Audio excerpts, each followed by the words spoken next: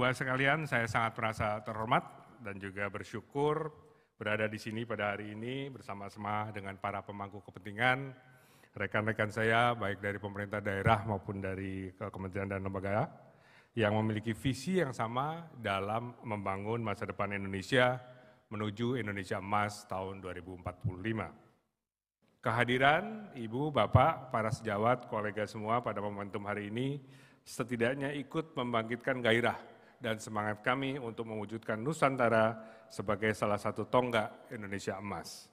Kolaborasi dan sinergi antar lembaga merupakan kunci keberhasilan untuk mewujudkan peradaban baru yang berdampak positif bagi kemajuan bangsa Indonesia.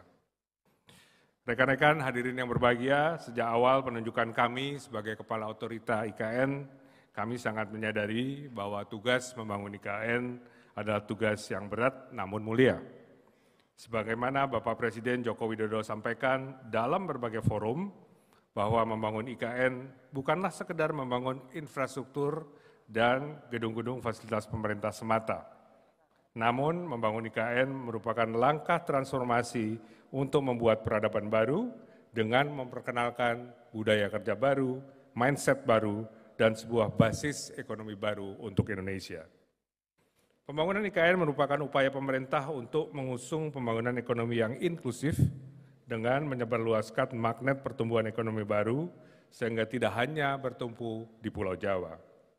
Untuk mewujudkan hal tersebut, kolaborasi dan sinergi antar pemangku kepentingan menjadi sangat vital sesuai semangat tata kelola pemerintahan yang baik. Dalam perjalanannya, IKN sejak awal dirancang sebagai katalis untuk membuka potensi ekonomi Indonesia secara keseluruhan, mendorong pertumbuhan, menciptakan lapangan kerja, dan mengurangi kemiskinan dengan menjadikan IKN sebagai simbol identitas bangsa serta pusat gravitasi ekonomi baru yang diharapkan dapat menciptakan multiplier effect dengan menjadikan epicentrum pertumbuhan yang akan semakin merata ke wilayah luar Jawa. Ini semua guna mendukung pembangunan Indonesia sentris menuju Indonesia Emas tahun 2045. Rekan-rekan, para kolega hadirin yang saya hormati, ada satu hal penting yang membedakan Ibu Kota Nusantara dari kota-kota lain pada umumnya. Selain menjadi langkah transformasi untuk mewujudkan visi Indonesia Emas 2045, IKN adalah bentuk kontribusi aktif Indonesia dalam menjawab berbagai tantangan yang saat ini dihadapi bukan hanya oleh Indonesia, namun juga oleh dunia. Penerapan berbagai inovasi yang menjadikan IKN sebagai kota cerdas, hijau, inklusif, tangguh, dan berkelanjutan berpotensi untuk menjadi contoh dan acuan bagi pengembangan kawasan urban bagi kota-kota lain di dunia. Dalam hal ini, proses pembangunan IKN memberikan dampak setidaknya pada 3 gerakan kampanye global. 1, IKN ingin berperan aktif dalam menangani krisis perubahan iklim dunia. Hal tersebut terutama dimungkinkan oleh keberadaan setidaknya 65% kawasan daratan IKN yang akan dikonversi dari hutan produksi menjadi hutan tropis melalui proses yang disebut reforestasi. Dengan proses ini maka IKN akan menjadi Sustainable Forest Capital City atau ibu kota negara dengan konsep Sustainable Forest yang pertama, dan konsep ibu kota hutan ini sekali lagi yang merupakan yang pertama di dunia. Sejalan dengan semangat tersebut, Otorita IKN meluncurkan apa yang disebut Nusantara Net Zero Strategy. Peta jalan ini untuk dapat mencapai target emisi nol bersih pada 2045 dan hal ini diterbitkan pada Konferensi Perubahan Iklim ke-28 atau COP28 Perserikatan Bangsa-Bangsa di Dubai, Uni Emirat Arab pada bulan Desember 2023 yang lalu. IKN menjadi kota pertama di Indonesia yang memiliki strategi komprehensif untuk mencapai net zero strategi, dan ini lebih awal dari target Indonesia sendiri yang akan menjadi net zero pada tahun 2060. Kedua, IKN ikut serta dalam agenda global untuk melestarikan keanekaragaman hayati, yang dilakukan antara lain dengan menjaga habitat flora dan fauna di Kalimantan. Otorita IKN tengah menyusun strategi biodiversity atau biodiversitas yang disebut Nusantara Nature Positive Plan, yang sejalan selaras dengan prinsip-prinsip internasional yaitu Kunming-Montreal Global Biodiversity Framework. Yang ketiga, IKN memastikan agar pembangunan IKN sejak awal telah bermuara pada pencapaian SDGs, Sustainable Development Goal atau tujuan pembangunan berkelanjutan. Salah satu komponen penting untuk tercapainya tujuan ini adalah yang disebut tinjauan sukarela SDG atau Voluntary Local Review di tingkat lokal, di mana otorita IKN telah meluncurkan kajian dasar untuk VLR SDG di IKN tersebut adalah yang disebut tinjauan sukarela SDG atau Voluntary Local Review di tingkat lokal, di mana otorita IKN telah meluncurkan kajian dasar untuk VLR SDG di IKN tersebut pada waktu Asia Pacific Forum on Sustainable Development 2024 yang diselenggarakan oleh Komisi Ekonomi dan Sosial PBB di Asia Pasifik pada bulan Februari lalu di Bangkok, Thailand. Di forum ini kami diakui sebagai ibu kota baru pertama di dunia yang menyampaikan voluntary local review. Dengan besarnya peran IKN, terima kasih. Dengan besarnya peran IKN dalam berbagai gerakan global, tadi ada 3 dokumen yang sudah kami akan canangkan dalam waktu dekat. Yang pertama yang berkaitan dengan SDG, yang kedua yang berkaitan dengan perubahan iklim, dan yang ketiga yang berkaitan dengan keanekaragaman hayati. Kami masih akan menyusun beberapa dokumen lain yang akan membuat satu tonggak baru, satu benchmark baru bagi pembangunan perkotaan di Indonesia.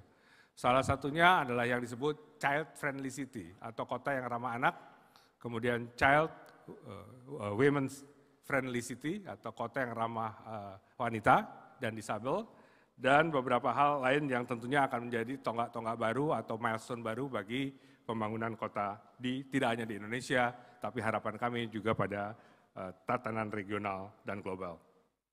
Rekan-rekan, kolega, dan hadirin yang saya hormati, IKN dirancang untuk menyebarluaskan manfaat pembangunan ekonomi. Di samping itu, IKN juga akan menurunkan kesenjangan antar wilayah dengan mendorong perdagangan antar wilayah, mendorong diversifikasi ekonomi, sehingga menciptakan nilai tambah ekonomi pada sektor non-tradisional pada berbagai wilayah di luar Jawa. Otorita IKN telah menggagas kerjasama antar daerah untuk mendukung pembangunan IKN, dan hal tersebut adalah merupakan salah satu alasan mengapa kami mengundang para sejawat, para kolega untuk hadir pada hari ini. Terdapat beberapa sektor potensial yang bisa dikembangkan dalam kerjasama dengan pemerintah daerah, antara lain penyediaan material konstruksi pembangunan IKN yang ramah lingkungan, dukungan infrastruktur seperti jaringan jalan, kereta api, bandara, pelabuhan laut, serta pengembangan simpul dan jaringan transportasi di luar wilayah IKN yang terhubung, SDM, sumber daya manusia yang terampil dan unggul untuk mendukung pembangunan IKN, 4, diversifikasi industri untuk membuka lapangan kerja baru dengan keterampilan dan kompetensi bersertifikasi, pariwisata berkelanjutan dan ekonomi kreatif, pertanian dan juga ketahanan pangan, food security dan resiliensi untuk menjaga keseimbangan rantai pasok antara area-area produksi dengan area-area perkotaan dalam wilayah IKN, transformasi industri minyak dan gas bumi serta batubara menuju energi yang rendah karbon dan ramah lingkungan, keberlanjutan ekosistem lingkungan sebagai aspek pendukung vital keberlanjutan IKN, kerjasama pengembangan teknologi untuk mendukung kota cerdas, smart city dan kota hijau, green city, serta kerjasama pengetahuan termasuk capacity building untuk pencapaian target-target nasional seperti target-target perubahan iklim dan target-target SDGs.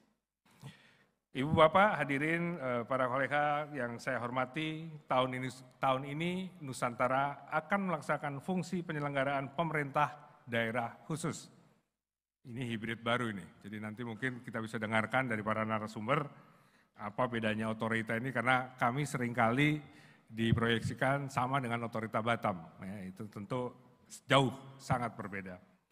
Sehingga kami pada tahun ini akan jadi Pemdasus, dan karena itu kami mohon dukungan dari Kementerian dan Lembaga serta pemerintah daerah untuk selalu bekerja sama dengan kami di otorita IKN melalui sinergi dan kolaborasi yang kuat, sehingga kita dapat menggabungkan keahlian, sumber daya, dan pengalaman dari berbagai sektor untuk menciptakan solusi yang holistik dan keberlanjutan sustainable demi keberlanjutan kelancaran penyelenggaraan pemerintahan daerah khusus Ibu Kota Nusantara. Harapan kami kiranya kita dapat bersama-sama menjadikan Ibu Kota Nusantara sebagai sumber transformasi Indonesia yang memberikan contoh nyata keselarasan, keserasian, dan keseimbangan antara pembangunan ekonomi, pelestarian lingkungan, dan keadilan sosial.